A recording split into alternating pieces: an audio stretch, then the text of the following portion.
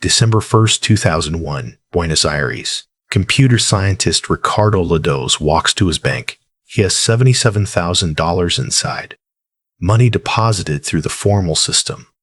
Money placed where the system told him it would be safe. The shutters are down. That morning, the government freezes the banking system. And here's the part that matters. The freeze looked universal. It was announced as universal. It entered public memory as universal. It was not a theory. Lladós would later lose around $40,000. The institution that persuaded savers like him to remain inside the system did not suffer the same kind of loss. That is the fracture at the center of this story. Not just that Argentina froze deposits in December 2001, but that the warning was not distributed equally before it happened. Most people think the Corralito was a single national event. One decree, one closure, one shared catastrophe. But the forensic record points somewhere colder. By the time the shutters came down for Ricardo Lladós, the exit had already been underway for months.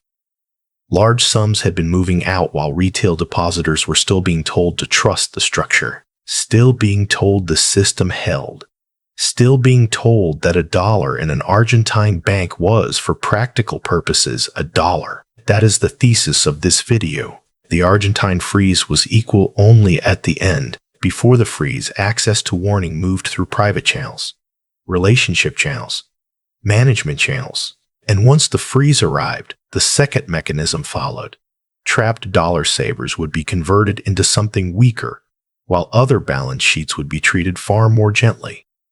Same crisis, opposite outcomes, till this is not a story about bad luck, and not a story about one reckless depositor. Ricardo Lladós did what the official system said was prudent. That is why he matters, because if you want to understand how banking systems actually fail under pressure, you do not begin with the decree. You begin with who was allowed to move before the decree had a name. To understand what happened to Ricardo Lladós, you have to go back 10 years, not to the freeze, to the promise. In 1991, Economy Minister Domingo Cavallo pushed through the Convertibility Law.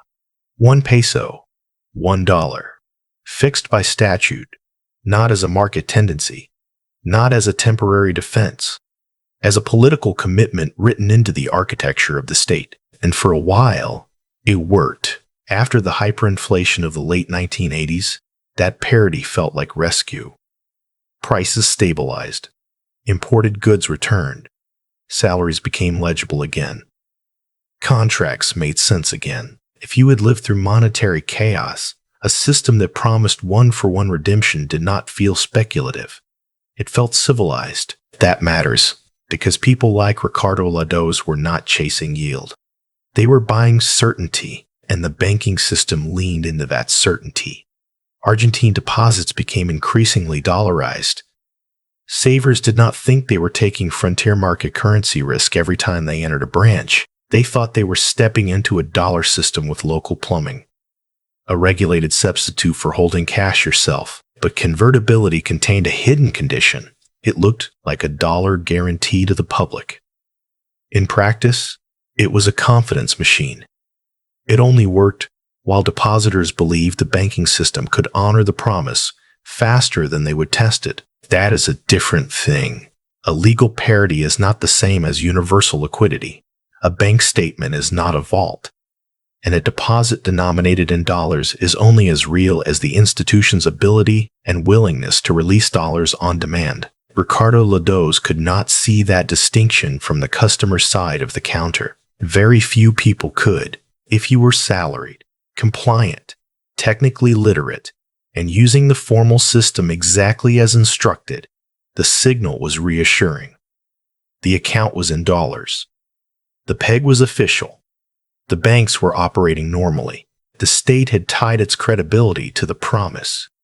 What else were you supposed to conclude? That is the human trap here. The system did not require gullibility. It required trust within normal boundaries, and that is why the later losses were not just financial. They were epistemic. The rules Ricardo thought he had purchased were not the rules that governed the crisis once pressure arrived, because once deposit flight began, convertibility stopped being a public promise and became a rationing problem. Who gets out first? Who is told first? Who is converted last? In public, the architecture still said 1 peso equals $1. Under stress, it was already becoming something else. And by February 2001, the drain had begun. Ricardo Lladós was still inside the structure. But the structure was already leaking. The official memory of the Corralito begins on December 1st, 2001. The forensic record does not. It begins months earlier, quietly. In balance sheet data, between February and November 2001, Argentina's banking system was already losing deposits at a speed no serious regulator could miss. By the time the freeze arrived, total deposits had fallen by roughly 22%. Peso deposits were hit even harder. By November, they had dropped by more than a third. That changes the story, because a bank freeze imposed after a visible run is not a lightning strike. It is the final administrative response to a process already underway, and that means someone was watching it happen in real time. The Banco Central de la República Argentina had the data. Bank management had the data. Treasury officials had the data. They could see the outflows. They could see the deposit composition changing. They could see confidence draining before the public was told the system had crossed into emergency conditions. Ricardo Lladós, Clado, he could see a bank branch, a statement, a number on paper, maybe a queue, maybe rumors, but not the internal pace of flight across the system, not the concentration of withdrawals, not the fact that the run had already become a sorting mechanism. That is the key point. When people say everyone was blindsided, they compress two very different realities into one sentence. Retail depositors were blindsided. The system was not. And the distinction matters because it tells you where to look in every future crisis. Not at the day controls are announced, at the months when institutions can already measure the damage while the public still receives normal language reassurance. This is where the mainstream narrative usually softens the edges. It says confidence collapsed. It says contagion spread. It says panic accelerated. All true, but incomplete. Because panic suggests symmetry. It suggests that everybody suddenly knew the same thing and reacted at once. That is not what happened. Information arrived unevenly. Access to action arrived unevenly. The run itself became stratified before the freeze made that stratification visible. And that meant the practical question was no longer whether convertibility would survive in the form depositors imagined. It was who still had the ability to respond while that illusion remained publicly intact. Who could wire out? Who could restructure exposure? Who could move from branch-level confidence to management-level warning? Ricardo Lladós stayed in the lane built for compliant savers.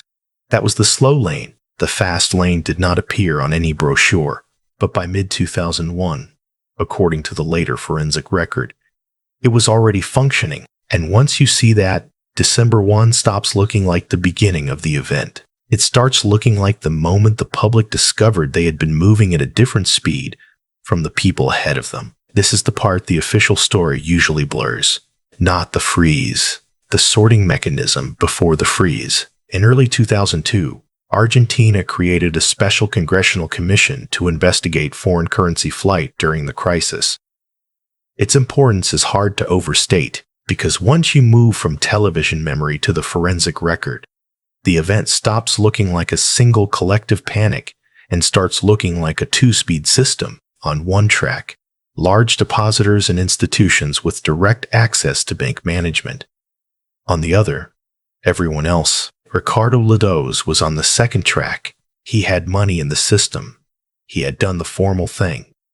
He had followed the signal as it was presented to depositors like him. But he did not have the kind of relationship that converts rumor into instruction. He did not get the management-level warning.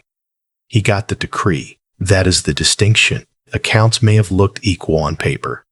Access was not equal in practice. The later record indicated that some bank owners and managers were informing major clients as early as mid-2001, while retail depositors continued receiving the opposite behavioral cue: remain calm, remain deposited, remain inside the structure. Funds were transferred abroad to the same banking infrastructure that would later freeze smaller savers in place. No dramatic legal boundary separated the two worlds. That is what made the mechanism so effective. It did not require a public rule saying insiders may leave first. It only required private access and the absence of any rule forcing equal warning. And once you see that, Ricardo Lladós stops looking like a victim of national misfortune. He looks like a depositor in the slow information tier. That is colder and more useful, because the real privilege in a banking panic is not intelligence. It is timing, not predicting collapse in the abstract. Receiving actionable warning while the public narrative still says stability. Why does that matter so much? Because a bank run is not just a loss of confidence. It is a race through narrow pipes. If a connected corporate client moves millions in June, that changes the liquidity position facing the depositor who trusts his account statement in August. By the time controls arrive in December, the distributional outcome is already embedded in the sequence of exits. First movers do not just save themselves, they worsen the trap for those behind them, and Ricardo was behind them. He sees the shutters. He sees the legal equality of the final act. He does not see the months of unequal mobility that made that equality meaningless by the time it arrived. That is the first asymmetry, but not the last. Because even after the slow tier was trapped, Argentina introduced a second mechanism that made the damage compound. The trapped dollars were not merely immobilized, they were transformed. The freeze was the first asymmetry. Pesification was the second. And the second one is what turned a trapped depositor into a subsidized counterparty. In 2002, under Decree 71/2002, Argentina did not simply admit that the dollar promise had failed. It redistributed the consequences of that failure through conversion terms that were radically unequal. Dollar-denominated deposits were converted at 140 pesos per dollar. Dollar-denominated debts, by contrast, were converted at 1 peso per dollar. Same collapsed system. Two exchange rates, one more favorable to debtors, one more punitive to savers. That sounds technical. It was not technical to Ricardo Lladós. He had deposited dollars, not pesos, not a speculative instrument. Dollars in a banking system sold to the public as compatible with dollar safety. And once he was trapped inside that system, the state changed the unit of account and changed it against him. Not equally, selectively. So the mechanism compounds. If you were connected and moved funds offshore before the freeze, you escaped the second blow entirely. Your dollars remained dollars outside the domestic cage. If you remained inside the Argentine system with dollar debts, the state gave you a softer landing. But if you were a depositor like Ricardo Lladós, you absorbed the conversion loss. That is why this was never just about capital controls. It was about post-control allocation, who was forced to remain exposed after mobility ended, and then, once trapped, whose balance sheet was politically chosen to carry the adjustment. This is where many historical retellings stop too early. They tell you access was frozen, then jump to street anger, protests, collapse, resignation, but stay with the balance sheet logic, because this is where the real transfer happens. The banking crisis did not simply destroy value in some neutral storm. It reassigned it. It converted legal claims into weaker claims. It protected certain debt positions more generously than deposit positions. It rewarded prior mobility. It punished trapped nominal wealth. And it did all of this through official instruments, not through some shadow conspiracy outside the state. Ricardo Lladós now appears again, and differently. At the start, he was the man facing the shutters. Now he is the man who learns that being frozen is only phase one, because after you lose mobility, you can still lose denomination. And then comes the buried lead. For all the outrage, for all the public evidence that large clients were warned earlier, for all the visible asymmetry in exit and conversion, the congressional record did not produce a meaningful criminal reckoning for the bankers who operated inside that gap. No Argentine banker was criminally convicted for the differential warning system, the preferential facilitation of exit, or the unequal treatment embedded in the structure as enforced. That is not a footnote. That is the architecture revealing itself. The two-speed system was not merely unfair. It was survivable for insiders because, in practice, it sat inside the boundaries of what power was willing to tolerate. And this is why Argentina in 2001 is not just history. It is a template. Look at Lebanon. In late 2019, depositors were told the banking restrictions were temporary, informal, necessary. But no formal capital control law initially created a clean, universal rule. That ambiguity mattered, because ambiguity is where selective enforcement lives.